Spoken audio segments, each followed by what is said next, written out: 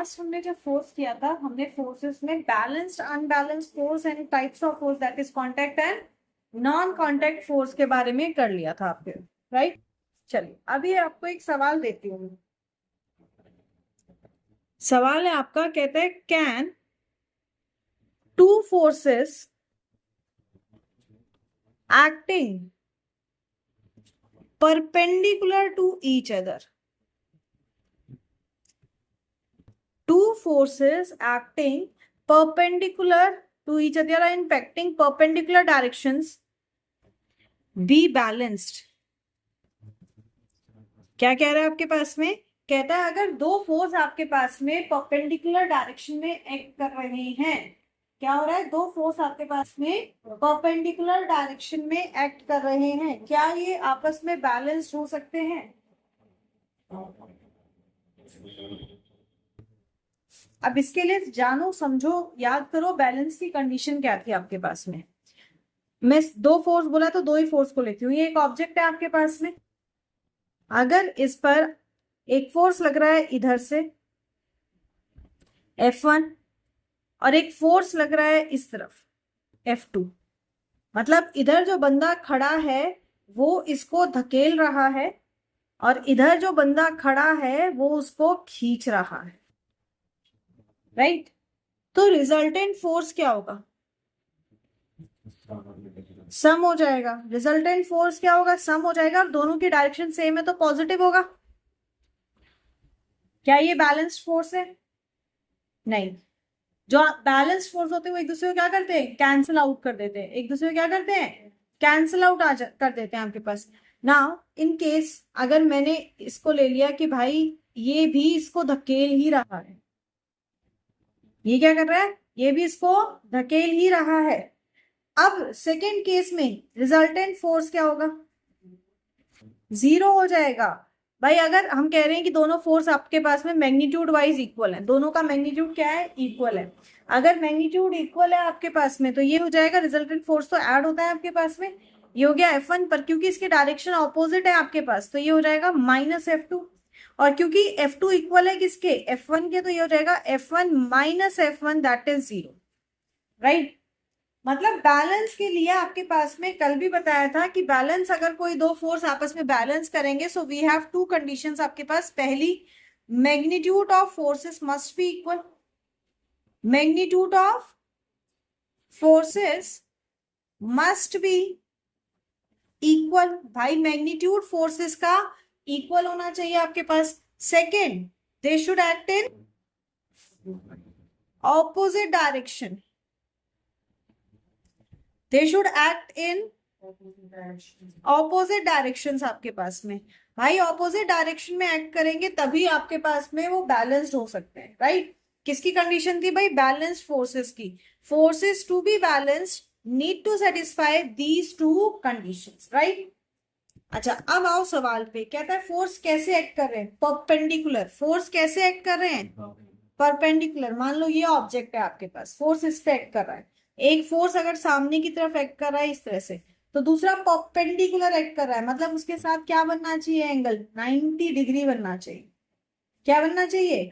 90 degree बनना चाहिए। भाई 90 डिग्री कैसे बनेगा? या तो दूसरा फोर्स इस तरह से करे एंगल 90 डिग्री, या आपके पास में दूसरा फोर्स अपवर्ड हो बट आपस में क्या हो? परपेंडिकुलर हो, 90 डिग्री हो। ये दो केसेस हो सकते हैं। अब मुझे बताइए क्या ये दोनों, पहली कंडीशन क्या है भाई? मैग्नीट्यूड। चलो मान लिया कि भाई आपके पास में मैग्नीट्यूड इक्वल है, ठीक है। मान लेते हैं कि भाई F1 equals to F2, magnitude equal है आपके पास। दूसरा क्या है? ऑपोजिट डायरेक्शन में होने चाहिए। क्या ये दोनों फोर्सेस ऑपोजिट डायरेक्शन में है? नहीं है। ये दोनों ऑपोजिट डायरेक्शन में नहीं है आपके पास में। That means F1 is not equals to minus of F2, क्योंकि ऑपोजिट में नहीं है ना आपके पास में, which implies what? F1 minus F2 will not be equals to 0. Therefore, F1 and F2 are not balanced forces. समझ में आई बात? इसीलिए ये बैलेंस्ड फोर्सेस नहीं है। क्या है? ये बैलेंस फोर्सेस नहीं है। क्यों? क्योंकि इनकी डायरेक्शन ऑपोजिट नहीं है। समझ में आई बात? If you are to write this question, explain this question, explain it this way, आपको इस तरीके से आंसर समझाना पड़ेगा। ये क्लियर? अगला क्वेश्चन देखो एक और। Let's do one more push. कहता है भाई, a block of weight 5 units is placed on a horizontal table. A person pushes the block. एक बंदा ब्लॉक को पुश कर from top by exerting a downward force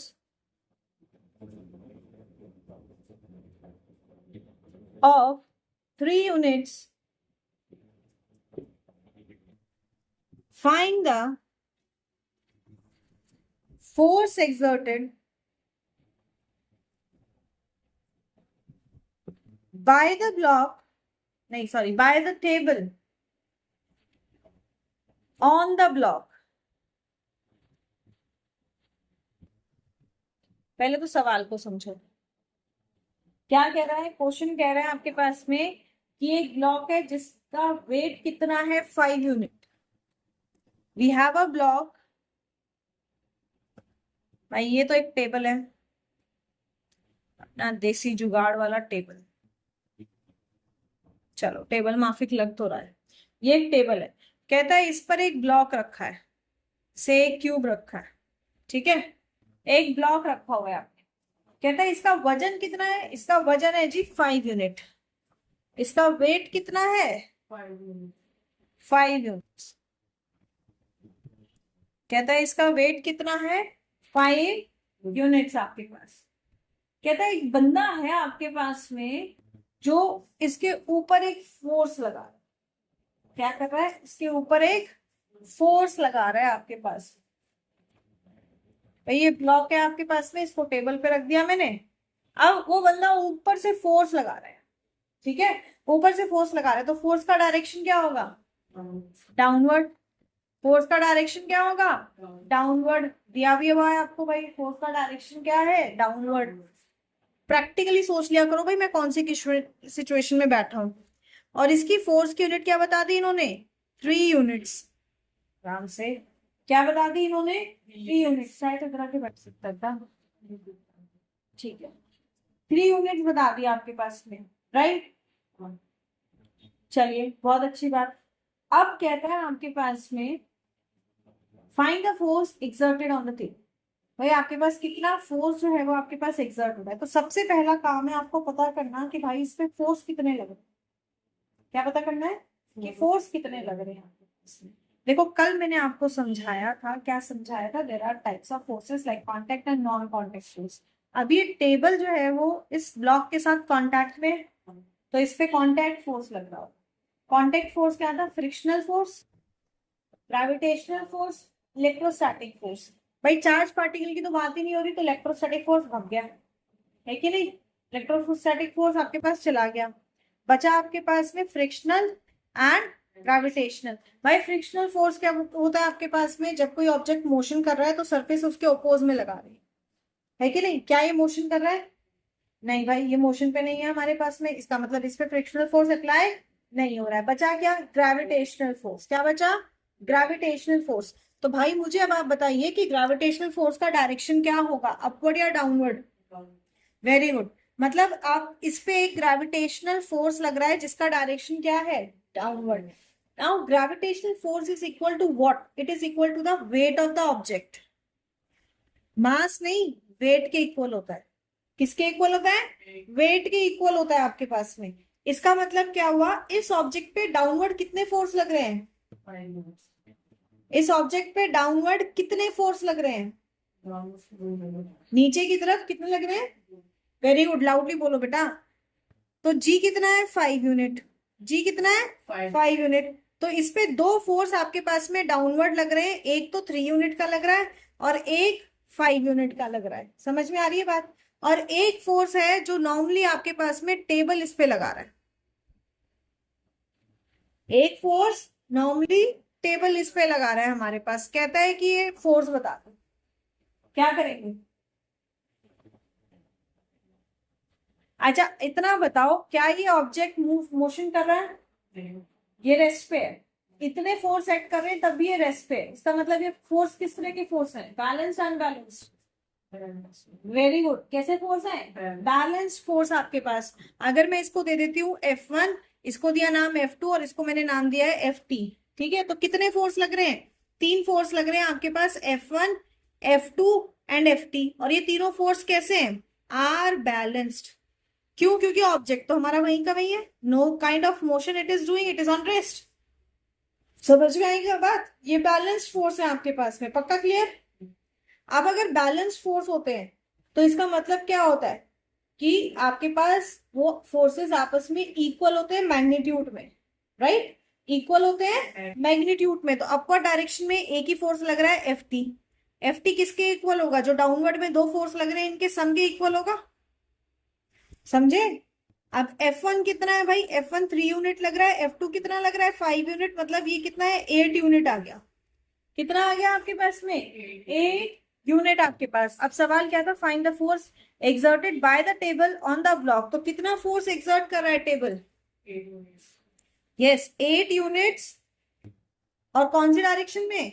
upward direction. You have to mention this, क्योंकि उसने हर एक में direction बताई है ना। You have to mention this. So 8 units force is applied in upward direction by the table। Table किस पे लगा रहा है? On the block. क्लियर? समझ में आ गई बात? पक्का एकदम? बढ़ जाऊं नेक्स्ट टॉपिक पे? चलिए, बहुत अच्छी बात। चलो जी, नेक्स्ट टॉपिक पे जाते हैं हमारे पास। तो कल हमने फिनिश किया था कि गैलीलियो साहब ने आपके पास में कुछ एक्सपेरिमेंट्स किए थे, राइट?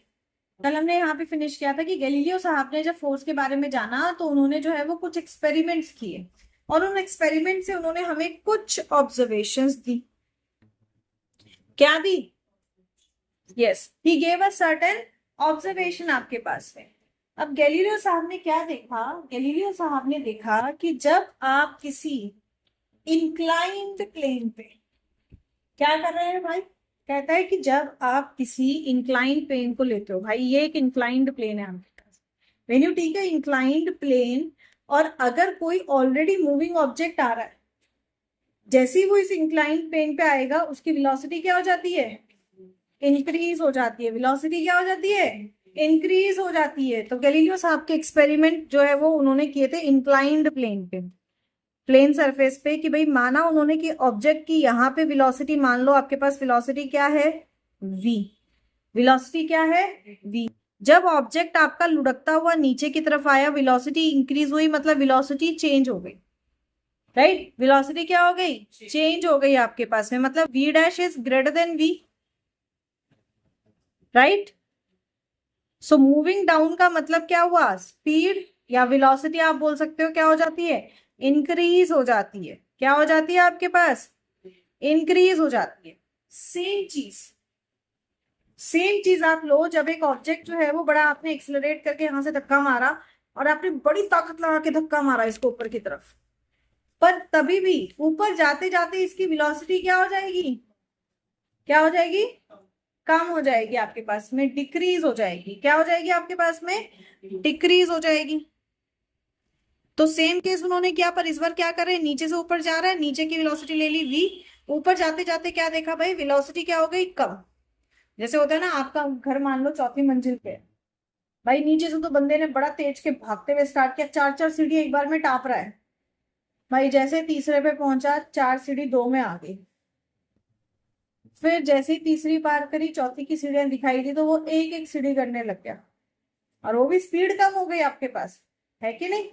तो आपके पास क्या आ जाता है भाई, यहाँ पे आ गया कि जो ऊपर पहुंच के वेलोसिटी है वो लेस देन है आपके पास में किसके, जो डाउनवर्ड में थी आपके पास। मतलब अगर आप मूविंग अपवर्ड कर रहे हैं तो स्पीड लाउडर डिक्रीजेस, स्पीड क्या हो जाती है आपके पास में, डिक्रीज हो जाती है। कहते हैं पर अगर मैं इंक्लाइन प्लेन ना लूं तो क्या होगा, अगर मैं इंक्लाइन प्लेन ना लूं तो क्या होगा आपके पास में भाई, अगर मैं इंक्लाइन प्लेन नहीं लेता हूं तो क्या होगा भाई, जिस वेलोसिटी से मैंने इसको जो है वो रोल कराया या इसको मैंने मूव कराया, ये उसी वेलोसिटी से जो है वो मूव करता रहेगा जब तक कि इसको फ्रिक्शनल फोर्स जीरो ना कर, है कि नहीं। दैट मीन्स वेलोसिटी क्या रहती है आपके पास में, same for a short duration. अगर हम चेक कर रहे हैं तो इनिशियल आपने यहां से रोल कराया वी थी, यहां पहुंच के आपके पास में आ गई वी डैश, पर वी डैश और वी क्या होंगे, ऑलमोस्ट आपके पास में इक्वल होंगे। क्या होंगे आपके पास में, इक्वल होंगे आपके पास में। कब, जब आपका ये हॉरिजॉन्टली मूव कर रहा है, हॉरिजॉन्टली मूव कर रहा है आपके पास में, तो स्पीड क्या रहती है, कांस्टेंट। क्या रहती है, स्पीड रिमेन्स कांस्टेंट। चाहे मैं स्पीड बढ़ा भी दूं तब भी मुझे सर्टेन कंडीशन ही मिलेगी भाई, मैंने अगर इसको स्पीड बढ़ा दी तब भी ये उसी कांस्टेंट स्पीड से मूव करता रहेगा, चेंज नहीं होगा, कांस्टेंट रहेगा। ठीक है भाई। जब इन्होंने ये किया तो पहले तो इन्होंने कर लिया हॉरिजॉन्टल प्लेन के साथ में, भाई प्लेन हमारा हॉरिजॉन्टल है। अब इन्होंने क्या किया, इन्होंने एक हेमिस्फेरिकल सरफेस ली। क्या लिया इन्होंने, एक हेमिस्फेरिकल सरफेस ली। He took an hemispherical surface। एक नारियल का कटोरा ले लो, आपका एक हेमिस्फेरिकल सरफेस ले लिया आपके पास में, और फिर इन्होंने क्या किया कि एक बॉल को हेमिस्फेरिकल सरफेस के एक एंड से यहां से उन्होंने रिलीज कराया डाउनवर्ड, यहां से क्या करा, रिलीज कराया डाउनवर्ड आपके पास में विद अ सर्टेन वेलोसिटी। ठीक है। अब इन्होंने क्या देखा कि भाई ये रोल बॉल जो है वो आपके पास में ये रोल करके जो है वो ऊपर आ जाती है दूसरे एंड पे आपके पास में, तब तक जब तक कि ये रेस्ट पे नहीं होती, और ऊपर आके वो रेस्ट पे हो गई, उसका मूवमेंट क्या हो गया आपके पास में, कम हो गया। अगर हेमिस्फेरिकल सरफेस को एक सर्टेन अनइवन सरफेस के साथ आपने रिप्लेस किया, इस तरह की सरफेस आपने एक सर्टेन अनइवन सरफेस ले लिया और सेम आपने जो है वो उसके एंड से आपने एक बॉल को जो है वो रोल कराया। ठीक है, एक बॉल को क्या है, रोल कराया आपके पास में। तो अब क्या हुआ भाई, सेम कंडीशन हुई, बॉल को रोल कराया, बॉल इधर आ गई आपके पास में, मोमेंटली आपके पास में यहाँ पे आ गई, रेस्ट आने से पहले वो इस एंड तक पहुंच गई आपके पास। बट क्या हुआ कि भाई इसके कंपैरेटिवली यहाँ बॉल ने डिस्टेंस क्या किया, थोड़ा सा ज्यादा, क्या किया, थोड़ा सा ज्यादा किया आपके पास में, राइट। पर बॉल क्या हो रही है, फिर यहाँ पे आके भी क्या आ रही है, रेस्ट पे आ रही है। इधर भी आपके पास में रेस्ट पे आ गई, इधर भी क्या हो गया आपके पास में, रेस्ट पे आ गई, कि बॉल भाई हमारे पास में क्या आ रही है, रेस्ट पे आ रही है आपके पास में। अब क्या होगा आपके पास में, अब इन्होंने क्या किया कि भाई एक आपके पास में जो है वो कर्व सरफेस लिया और उसका दूसरा एंड एक हॉरिजॉन्टल सरफेस लिया। अब जब आप यहां से बॉल को रोल करा रहे हैं तो देखा कि बॉल तो यहाँ पे चलती जा रही है, बॉल क्या कर रही है आपके पास में, चलती जा रही है, पर बॉल कभी इतने ही इक्विवेलेंट हाइट पे नहीं पहुंच रही आपके पास, यस और नो। पर अगर वो चलती जा रही है तो क्या स्पीड घटेगी, कांस्टेंट रहेगी, राइट। स्पीड क्या रहेगी, कांस्टेंट रहेगी। क्या स्पीड बढ़ेगी, नहीं, स्पीड विल रिमेन कांस्टेंट आपके पास में। समझ में आ रही है बात, स्पीड क्या रहेगी, कांस्टेंट रहेगी, मतलब वो यूनिफॉर्म वेलोसिटी से मूव कर रही है, यूनिफॉर्म वेलोसिटी से मूव कर रही है। कैसे मूव कर रही है भाई, यूनिफॉर्म वेलोसिटी से मूव कर रही है। That means what, that means भाई मैंने यहाँ पे कोई एक्स्ट्रा फोर्स नहीं लगाया, I just stop the ball, वो अपनी एक वेलोसिटी से यहाँ आ गया। मैंने इसमें भी यही चीज किया, इसमें भी सेम यही चीज किया, यहाँ पे भी आपने जो है वो छटाक से उसको छोड़ा, वो अपने से आ गया। But if on an inclined plane, if the ball is rolling or an object is rolling and I apply a force here, मैं इसको रोकूंगी तो क्या वो रुक जाएगा या चलता जाएगा, रुक जाएगा आपके पास में। मैंने ऑब्स्टिकल लगाया, वो रुक गया आपके पास में। पर अगर ऑब्स्टिकल नहीं लगाया तो वो मोशन में ही रहा आपके पास। यस और नो? और अगर आप कोई फोर्स नहीं लगाएंगे तो वो मूव भी नहीं करेगा आपके पास में। यस और नो? तो गैलीलियो ने दोनों जो आपके पास एक्सपेरिमेंट्स किए, इस एक्सपेरिमेंट से इन्होंने क्या कहा? इन्होंने कहा कि if unbalanced forces do not act on a body, the body will either remain at rest. The body will either remain at rest. इसमें भी देखो ये चलता जा रहा है, जब तक कोई फोर्स नहीं रहेगा। जैसे ही फोर्स लगेगा वो उसको रोक लेंगे, तब वो रुकेगा, वरना वो क्या रहेगा? मोशन में ही रहेगा आपके पास में। So it will either remain at rest or will move with uniform velocity. कैसे वेलोसिटी से? Will move with uniform velocity.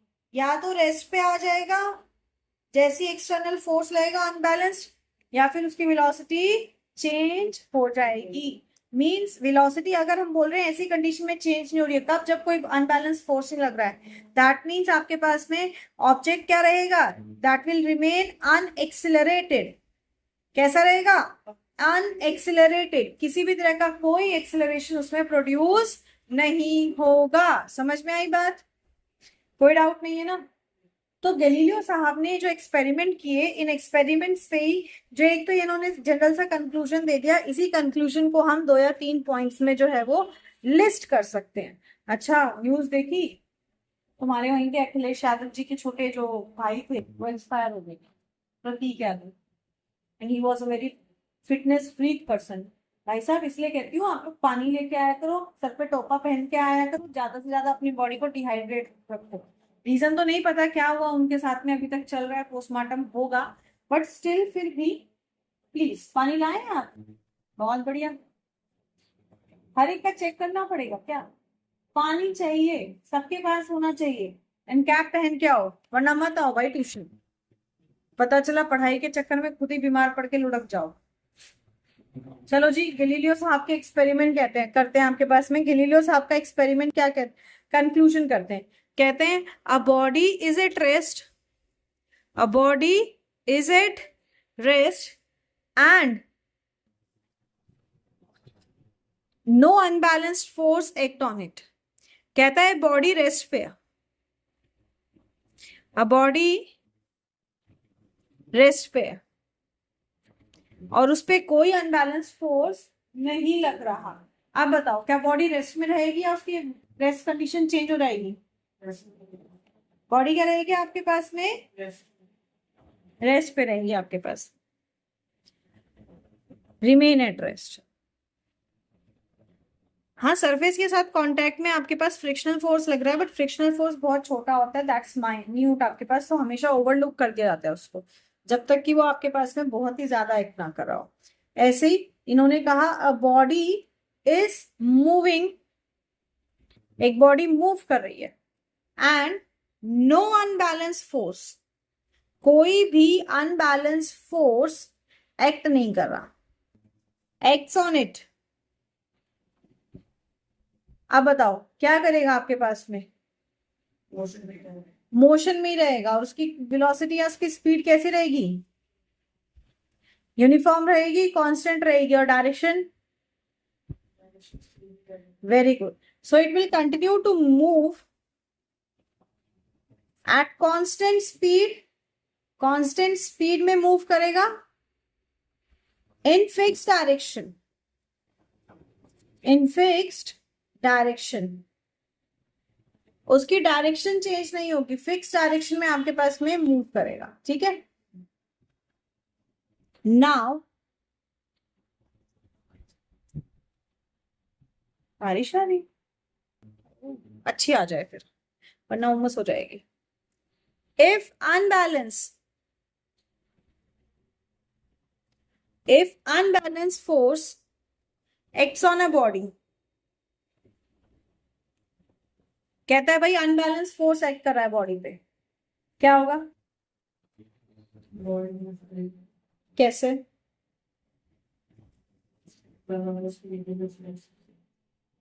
Yes, मतलब उसकी स्पीड, उसकी वेलोसिटी क्या हो जाएगी? चेंज हो जाएगी आपके पास में। यस और no? So that means the body will be accelerated, the body will be accelerated.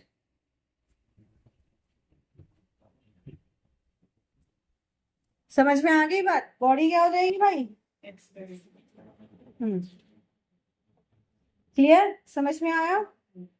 चलो, अब ये जो गैलीलियो साहब ने जो अपने सारे ये एक्सपेरिमेंट्स दिए आपके पास में, एक्सपेरिमेंट्स पे जो इन्होंने हमें बातें कही, इन्हीं बातों को ध्यान में रखते हुए इसको जो है वो न्यूटन साहब ने लॉस दिए हमारे पास में। न्यूटन ने क्या किया, गैलीलियो का ये जो आइडिया था आपके पास में, इसको लिया और न्यूटन ने अपने लॉ दिए। पहला लॉ दिया उन्होंने, फर्स्ट लॉ ऑफ मोशन आपके पास में, जिसे हम लॉ ऑफ इनर्शिया भी कहते हैं। पहले हम फर्स्ट लॉ ऑफ मोशन को करेंगे, फिर हम इनर्शिया को समझेंगे आपके पास में, ठीक है? So first law of motion, या इसे हम न्यूटन्स फर्स्ट लॉ भी कहते हैं। क्या कहते हैं? न्यूटन्स फर्स्ट लॉ भी कहते हैं, फर्स्ट लॉ ऑफ मोशन भी कहते हैं। न्यूटन साहब ने क्या कहा? न्यूटन साहब ने कहा a body at rest will remain at rest, will remain at rest आपके पास में, और a body in uniform motion will remain in uniform motion, will remain in uniform motion। भाई यूनिफॉर्म मोशन में आपके पास में तो यूनिफॉर्म में रहेगा, रेस्ट पे है तो रेस्ट में रहेगा। कब तक? अनलेस एक्टेड अपॉन बाय, हाँ लाउडर, अनबैलेंस्ड फोर्स। अगर इक्वल फोर्स लगेगा, मान ले बैलेंस फोर्स लग गया, तो फिर चेंज हो जाएगा ना आपके पास में, जो मोशन में है वो रेस्ट पे आ जाएगा, हाँ है ना?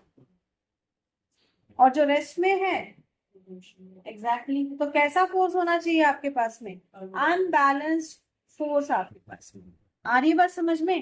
दैट मीन्स आपके पास में कि जो हमारे पास में बॉडी है, आपके पास में कह रहा है कि भाई रेस्ट पे है तो रेस्ट पे ही रहेगी, और यूनिफॉर्म मोशन में है तो यूनिफॉर्म मोशन में ही मूव करेगी आपके पास, जब तक कि फोर्स एक्ट नहीं कर रहा। That means what? It means body will remain unaccelerated,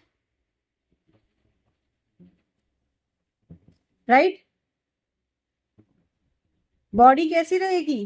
unaccelerated रहेगी आपके पास में। कब? Only if force applied is 0।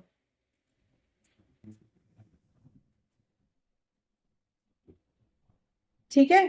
कब? जब सिर्फ आपके पास में जो फोर्स अप्लाइड है आपके पास में, वो क्या हो जाता है आपके पास में? 0 रहेगा। जैसे ही फोर्स अप्लाइड चेंज होगा आपके पास, तो मोशन भी आपके पास में जो है वो चेंज हो जाएगा। समझ में आई बात? ठीक है। अब ये क्यों होता है भाई? ऐसा क्यों? ये मार्कर अपनी जगह से हिलता क्यों नहीं है? ये यहीं का यहाँ क्यों रह रहा है जब तक कि इस पे कोई फोर्स नहीं लगेगा? इसको अगर हिलाना है तो मुझे इस पे एक अनबैलेंस फोर्स लगाने की क्यों जरूरत? बैलेंस लगाऊंगी फिर भी ऐसे ही रहेगा भाई, इधर से जितना लगा रही हूँ उधर से इतना लगाओ तो इधर ही रहेगा, कहीं नहीं जा रहा आपके पास। पर अगर अनबैलेंस फोर्स लगा रही हूँ तो जा रहा है आपके पास। ऐसा क्यों है? ऐसा क्यों है? इसे इन्होंने टर्म दिया इनर्शिया। क्या कहा? इनर्शिया आपके पास में कहते हैं भाई आपके पास में कि ऐसा किसके कारण होता है? ऐसा होता है इनर्शिया के कारण। किसके कारण? इनर्शिया के कारण। इनर आर खा गई मैं? ऐसा किसके कारण हो रहा है भाई? इनर्शिया के कारण आपके पास में। कहते हैं व्हाट इज इनर्शिया? इनर्शिया है क्या? कहता है इनर्शिया आपके पास में किसी भी ऑब्जेक्ट की इन एबिलिटी है आपके पास कि वो अपने आप को चेंज नहीं कर सकता आपके पास। जैसे एक बच्चा है 2 साल का पैदा हुआ है, वो रो रहा है, भूख लगी उसको, रो रहा है। क्यों? भाई वो मुंह से बोल नहीं सकता, उसकी ये एबिलिटी नहीं है कि वो अपनी मम्मी को मुंह से बोले मुझे भूख लगी है दूध दे दो, पर वो रो सकता है आपके पास, है कि नहीं? वो रो सकता है आपके पास। तो वो अभी एबल नहीं है कि वो अपने आप से अपनी बात को व्यक्त कर सके, शब्दों को बना सके। यही जो इनर, ये एक इंक की बॉटल है, ठीक है, this is an ink bottle आपके पास में, जो कि हाफ फिल्ड है, आधी भरी हुई है। And this is a marker I am using, this is a marker. किसके पास इनर्शिया ज्यादा हो?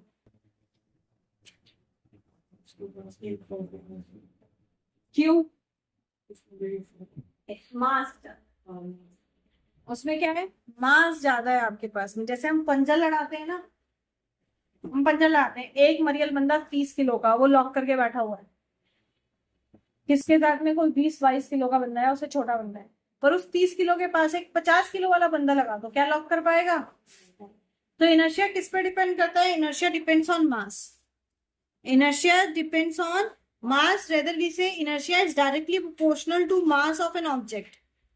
If mass of an object increases, inertia increases. If mass of an object decreases, then inertia decreases. So inertia depends on mass of an object.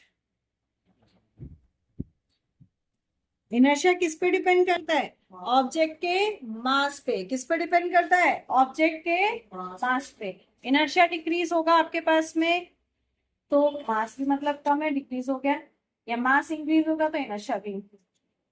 इतना हो जाएगा। Types of inertia फिर next class में कराते हैं, please इतना अच्छे से पढ़ के आना है।